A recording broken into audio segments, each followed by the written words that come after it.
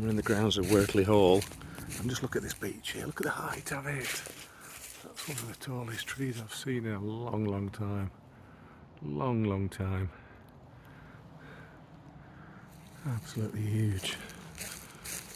And these stately homes, as this one is at Wortley Hall, would have had a lot of specimen trees planted here by the foresters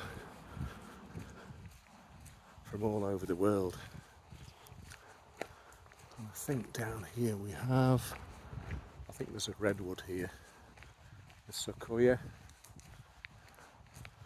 I'm not entirely sure, I'm going to have a look. I think it's small in comparison, and I think that's actually a Scotch pine, that one. But again, look at the size of it.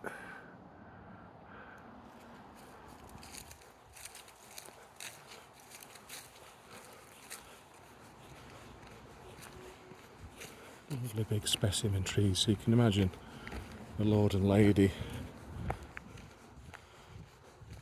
walking these grounds with the family and guests.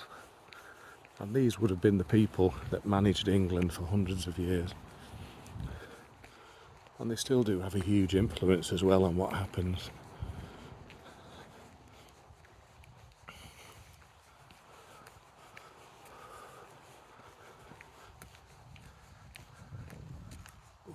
Lovely specimen trees.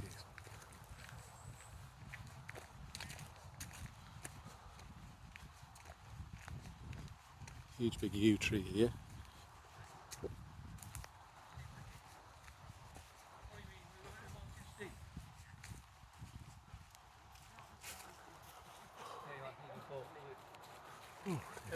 Hey up.